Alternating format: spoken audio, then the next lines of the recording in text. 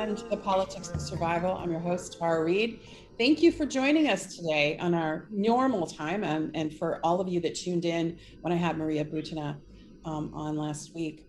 So, as everyone is aware, there's been some more activity with the conflict, the proxy war that the U.S. and NATO is fighting via Ukraine against Russia. And after the bridge explosion in Crimea this weekend, this morning, Kiev woke up to several missile strikes. We're going to talk to a journalist who has been an investigative journalist whom I really admire, and I've had on the show before, but she brings such a great perspective because she's on the ground. She's on the ground in a lot of conflicts, including Syria and others. And most recently, she attended the referendums that were taking place in eastern Ukraine, and really can give a good perspective. So I'm asking my audience, particularly in the West, that so much news is censored, and every single news article referred to the referendums, the elections that were held in eastern Ukraine for citizens to join Russia. They were called sham referendums, and that was the language used by CNN and Washington Post, all the legacy corporate media in the West.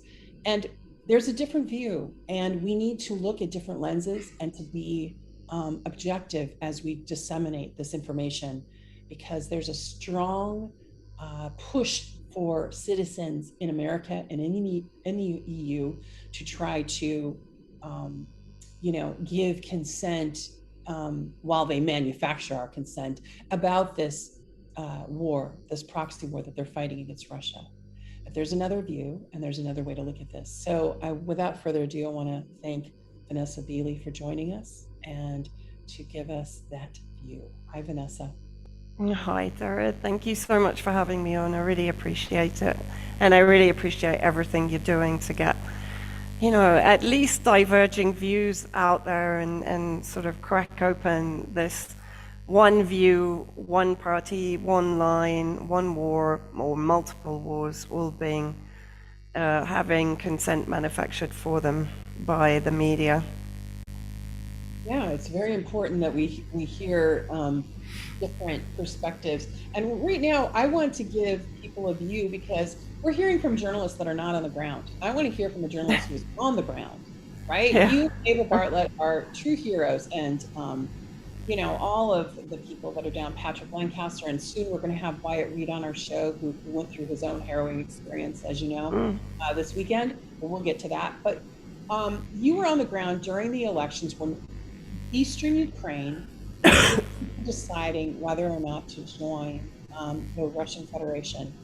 So tell us a little bit about how you came to be an impartial observer, and what that journey was like.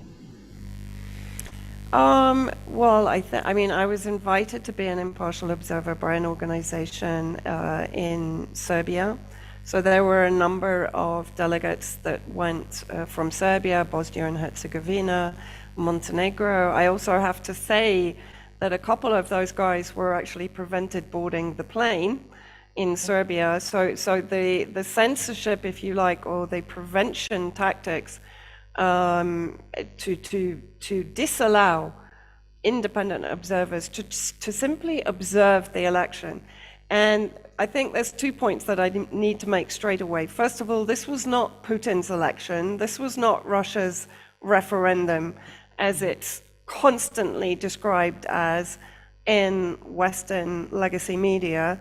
It was a referendum organized by the people of Donbass and the refugees from Donbass on Russian territory for the people of Donbass to not only gain their sovereignty from Ukraine, but also to now accede to Russia, because this territory, the Donbass territory, basically Zaporozhye, Kherson, Donetsk, and Lugansk, have been targeted by an ethnic cleansing campaign. There is no other way to describe it, a genocidal campaign by the neo-Nazis and the Ukrainian ultranationalists that were put in place and empowered after the Washington Victoria Nuland organized coup in 2014.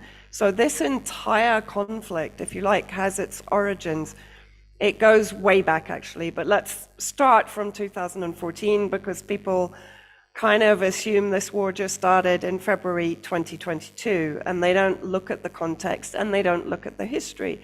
And to be fair, the media doesn't give them the context, of course, as it doesn't with Syria, with Libya, with Iraq, etc., other than the context they want you to have, right? And this is an important point to make. So the idea was for over 133 observers to go to Moscow, and from there we basically radiated out into Russian territory. So we went to refugee areas inside Russian territory, so people that had fled even from 2014, 2015 onwards, but of course the majority had come after February 2022 when the conflict had escalated.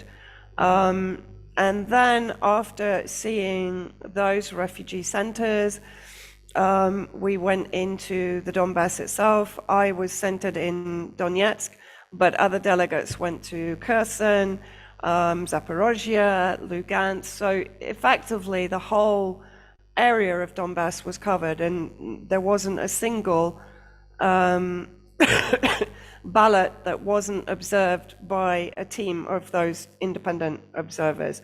And as I said, they came from all over the world, from Africa, Togo, Ghana, South Africa, Iceland, Denmark. There were very few countries that were not represented. Yeah, that's interesting. And I did see when I was watching some of this that some of the delegates complained about being targeted or censored on social media by NAFO trolls and stuff. Can you speak to that? Did that happen? Or well, I mean, effectively, as soon as we arrived, as I mentioned to you, even before we arrived, a couple of the delegates, I believe there was one German delegation that wasn't actually part of the observers, but they were in the Donbass area. They wanted to come to the Donbass area anyway. And as you know, the referendum was brought forward from November to September, the end of September.